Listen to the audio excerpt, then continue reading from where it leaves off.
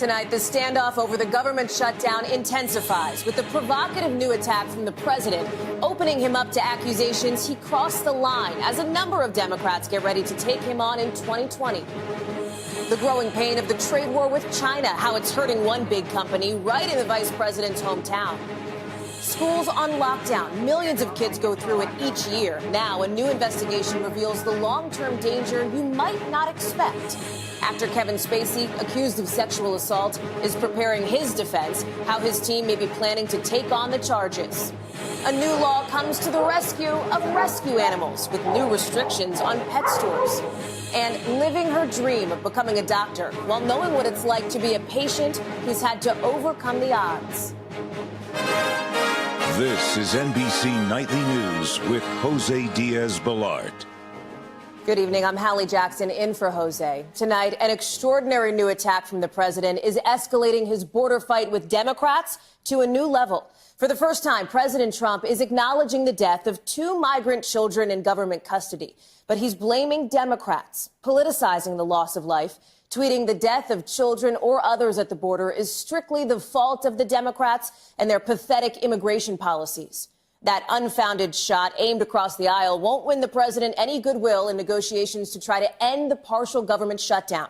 That is now officially in its second week, with new concerns the government may not fully reopen until well into January. As this shutdown stretches into day 8, multiple sources tell NBC News the president lowered his demand for border barrier money to $2.5 billion, down from $5 billion, but not all the way down to the $1.3 Democrats are offering. For now, no deal, with 0 votes scheduled on Capitol Hill. That leaves some 800,000 federal workers wondering when they'll get paid, with pain starting to spread faster across shutdown nation. January 2nd, that's when Smithsonian museums and the National Zoo will close. On January 3rd, the new Congress comes in and Democrats take control of the House. But if that doesn't shake loose some kind of compromise, January 11th is when most workers will get hit hard, missing a paycheck with no way of knowing when their next one will arrive. And for government workers, the hits keep on coming. A 2019 pay freeze the White House has been talking about for months will go into effect for federal employees in the new year after the president signed an order for it yesterday. So that's the current status in the nation's capital. But what about Washington's future? It's not too early to talk about 2020. Many potential Democratic candidates spent this holiday huddling with their families about a possible presidential run. And in some cases, even starting to look for staffers. NBC's Kelly O'Donnell explains. 'Tis the season for Democrats to decide. Over the holiday, I will make that decision with my family. During the holidays, I'm going to sit down and take a lot of stock. Ringing in the 2020 race. After the first of the year, it will be a family decision. The new year will usher in what is likely to be a gigantic field of Democratic challengers, competing for staff, resources, and voters' attention. I'm going to reflect on whether this is something that I should do. But all that thinking turns into action as early as January, some forming exploratory committees, formal announcements likely within a few months. The nomination is up for grabs from the most recognizable and experienced, like Joe Biden. It's all about Donald. It's not about anything else. Or Bernie Sanders wondering if he can capture lightning again. Based on my past, based on my ideas, that in fact I am the candidate that can defeat Trump. Or will Democrats make a generational shift? A USA Today Suffolk University poll finds 59% of Democrats and independents surveyed say they would be excited about someone entirely new. At least 6 senators could run for the first time. And you have to decide that you would be a good president, that you could bring the country together, that you would be able to beat Donald Trump. A November Senate defeat has not dampened buzz around Beto O'Rourke. Not to rule anything out and just to be open. While former Obama Cabinet Secretary Julian Castro has a date picked. On January 12th, I'm going to make an announcement about my plans. Of course, it's early and the path unpredictable, but the process is getting underway, with many of these potential candidates trying to position themselves in what will be a costly and competitive quest for the nomination. Democrats also have to decide among 3 cities where they will hold their nominating convention. And it will go fast. Iowa Democrats will be meeting to caucus in just about 400 days. Hallie? Almost here. Kelly O'Donnell in Washington. Kelly, thank you. President Trump tonight says he's made big progress toward getting a handle on the trade war with China. He tweeted that after a call with President Xi Jinping as U.S. companies deal with the fallout from higher-priced imports. NBC's Vaughn Hilliard went to Vice President Mike Pence's hometown in Indiana, where one well-known company is feeling the pain. Columbus, Indiana is thriving. There's a new brewery, not far from a century-old ice cream parlor. Many towns like this have struggled with jobs moving overseas. But in Columbus, one company has held it all together because of trade with China. Our economy would go down the drain if Cummins wasn't a part of our community. Cummins is the world's largest independent diesel engine maker, employing 10,000 people in Indiana alone. We export about 65% of the engines that we produce here. But this American success story, founded here 99 years ago, faces soaring costs and $200 million in losses this year because of U.S. tariffs on Chinese goods. Tariffs are harmful, they're a tax, and they create additional costs that will eventually be borne by all customers. This summer, the Trump administration imposed tariffs on Chinese steel and aluminum and on key parts Cummins needs. We have no suppliers available in the U.S. In fact, there are not foundries that operate in the U.S. The tariffs are on components like these engine blocks. They're essentially the skeletons of the engines, making up 40% of the final product. But the only place that Cummins can get them? China. President Trump's leadership is working, and China wants a different American president. Tough talk, but here it's more personal. After all, Columbus is Vice President Mike Pence's hometown. Are the potential consequences on places like your own hometown worth this fight with China? The United States of America today has faced more than $600 billion trade deficit. And the better part of half of that is with China. It actually engages in forced technology transfers of American companies and even outright theft of intellectual property. But his tone was far different when, as Indiana's governor, he visited a Cummins plant in China. He cited the immense potential for the creation of more great jobs for Hoosiers through the strengthening of ties with our Chinese partners. Cummins workers like Steve Engel have counted on that partnership. If we don't have globalization, we don't have no growth, right? Now, they find themselves caught in the president's trade war. Vaughn Hilliard, NBC News, Columbus, Indiana. Another painful reality we saw play out this year, a record number of school shootings. 33 people killed in 25 on-campus attacks. But those numbers don't tell the whole story. A Washington Post investigation shows how millions of students and teachers deal with the fear of violence in their schools. NBC's Tammy Leitner has more. The images are now familiar. School children, hands in the air. Parents rushing to find their child after a school shooting. Officials have responded with a national push to address security. Sit close together, including the extensive use of school lockdowns. Red zone, what's that? It's where you go in the back room and then you stay quiet just in case someone's trying to like get you. A Washington Post investigation found more than 4 million kids lived through a lockdown in the past year, a number substantially bigger than those on campus during actual school shootings. But the investigation found many children suffer trauma even when it's just a lockdown. It is very jarring to them. They don't know it's coming. It's certainly very, very scary at the time, and this leads to many children and teens having reactions that include all forms of anxiety. You got it. For Father Andrew Donaldson, whose 6-year-old son has only practiced the drills, it's a sobering reality. Did you know your 6-year-old son was doing these active shooter drills? Active shooter? No. I was very shocked. The fact that you could see what an impact it's had on him, and the fact that he's that conscious to the fact that, they're afraid, they're concerned. There's fear going on in a classroom environment. Security breach! While schools across the country continue to prepare for a worst-case scenario. They face a new challenge. The potentially life-saving maneuvers can also create lasting emotional effects. Tammy Leitner, NBC News, Miramar, Florida. A powerful earthquake shook the southern coast of the Philippines today. That prompted fears of another tsunami in a region already reeling from the deadly wave that hit Indonesia last week. Earthquake and tsunami detection is a critical part of protecting coastal communities. But as NBC's Sarah Harmon reports, it doesn't always work.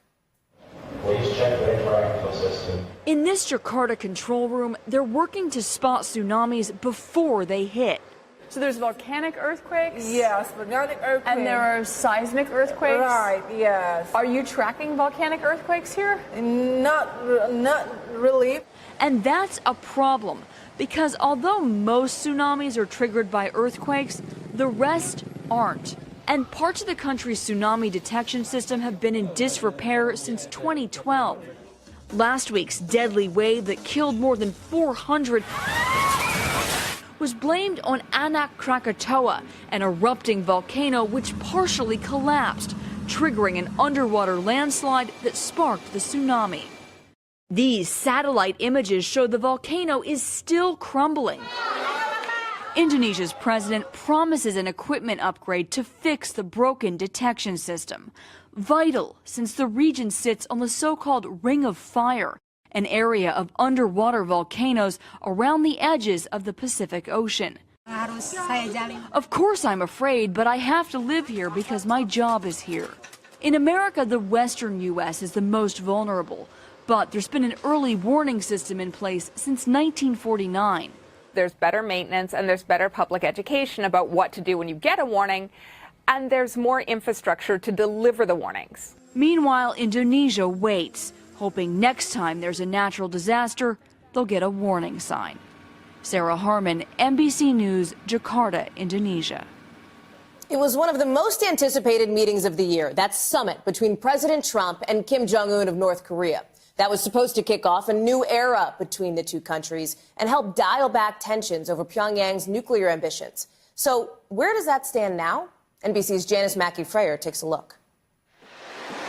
The missile tests and threats of nuclear war have given way to diplomacy and handshakes. And President Trump, no longer ridiculing Kim Jong-un, instead praises their rapport. We fell in love, okay? No, really. He wrote me beautiful letters, and they're great letters. We fell in love. But the hype of their historic meeting in Singapore last June quickly fizzled to stalemate, both sides expecting the other to make a first move. North Korea wanting sanctions relief, the U.S. unwilling to give it. Months later, there has been so little progress toward denuclearization that negotiators appointed to hammer out a timeline have yet to even meet. With talks stalled, the two sides are again trading threats, though North Korea appears to be holding off on criticizing President Trump himself. Yet a second meeting with Kim is in the works. President Trump posting a Christmas Eve tweet from a briefing with North Korea advisors, saying he was looking forward to it. This is going to be a negotiation of two people, Kim Jong-un and Donald Trump. And I have my concerns that Donald Trump really understands the issues and understands what our red lines are. And while tension has eased on the peninsula, it may have less to do with U.S. tactics than North Korea's strategy. Evidence suggesting North Korea still building up its nuclear and missile programs. In terms of urgency, North Korea is the problem. We have got to address that. And while the North's relations with South Korea have warmed, none of the symbolic milestones have changed the regime's nuclear stockpiles. Kim's New Year's Day message may offer clues to what he will offer at a second summit and what he expects President Trump to give. Janice Mackey-Freyer, NBC News, Beijing.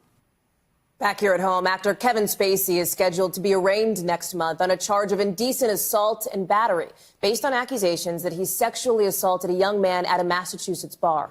Spacey denies the charge, and a newly revealed audio recording of a court hearing may show how he plans to defend himself. Here's NBC's Matt Bradley. Tonight, a look inside Kevin Spacey's defense strategy.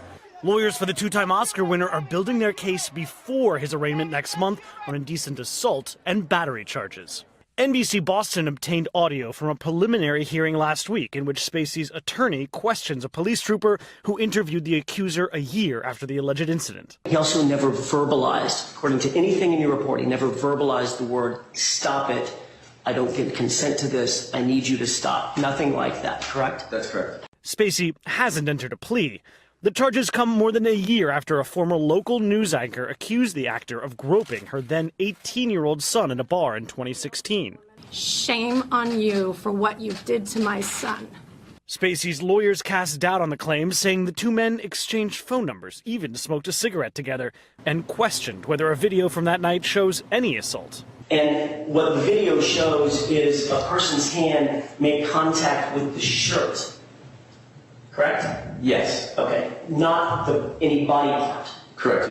It's only one of more than a dozen accusations dating back to the 1980s against Spacey.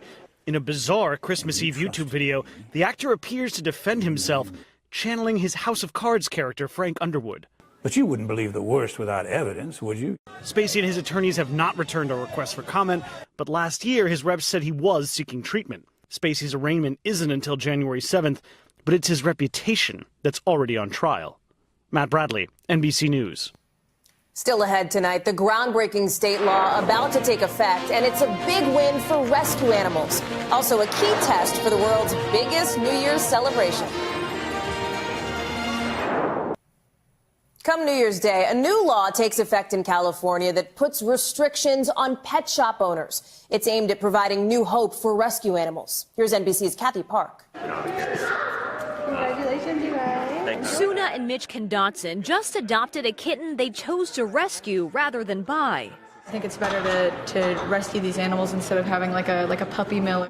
Starting next week, California becomes the first state in the country where dogs, cats, and rabbits can be purchased from pet stores only if they come from rescue groups or shelters. When they go into a pet store and they see this cute puppy or kitten for sale, they're not seeing what's behind that.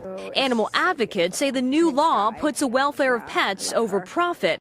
The Humane Society says puppy mills supply 99% of dogs to pet stores every year, and 1.5 million animals are euthanized from poor breeding.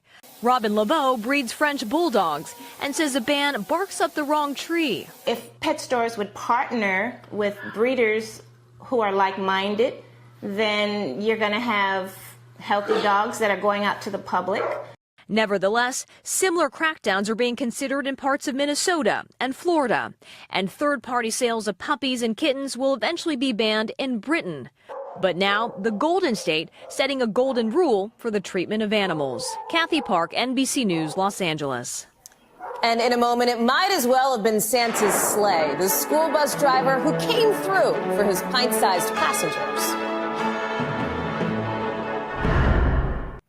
So let's face it, riding the school bus probably is not the most exciting thing most people will do over the holidays, unless you're riding Curtis Jenkins' bus in Dallas. Oh yes, that's a bus filled with Christmas presents. Jenkins asked all the elementary school kids what they wanted for Christmas, then went out and bought every single one on his own dime. One lucky kid on his route even got a bike. As the school said in a tweet, this reminds us how much good there is in the world. Sure does. And here in New York today, an important rehearsal in Times Square. Yep, they were throwing out confetti just to make sure it falls through the air the way it's supposed to. At midnight Monday, 1.5 tons of that stuff will be dropped on all those people in Times Square. One of them will be our own Lester Holt.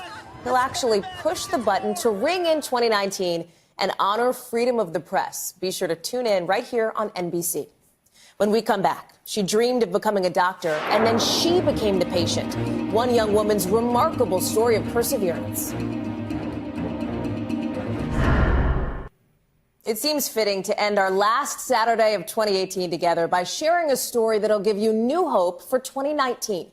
One woman's inspiring journey and drive to fulfill her dream of helping others, even with overwhelming challenges of her own.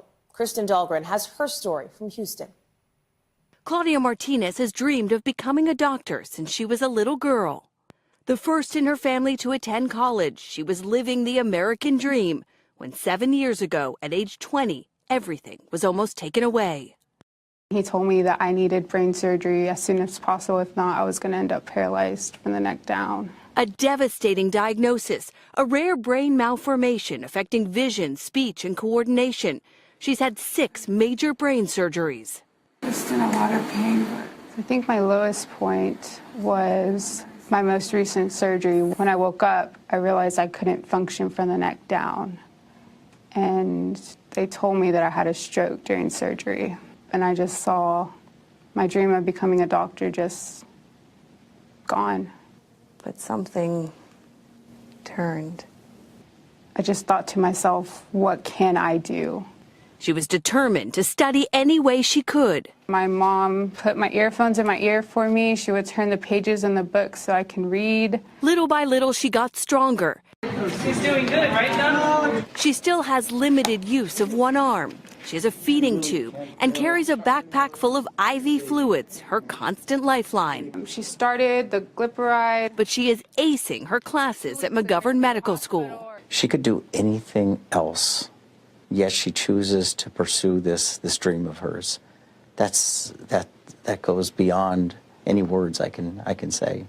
And her patients. Hi, nice to meet you. I'm Claudia. Instantly know she gets it. My experiences as a patient have definitely provided me with an education and with an experience that I would have otherwise not gotten in medical school. And I'm very thankful for this blessing in disguise. Claudia will likely be a patient for life. But next year, when she's scheduled to graduate with honors, she will also be a doctor. Kristen Dahlgren, NBC News, Houston. An amazing story. That is NBC Nightly News for this Saturday. Tomorrow night, the new entrepreneurs of style. Are they the future of the fashion business? I'm Hallie Jackson. Thank you for joining. For all of us at NBC News, good night.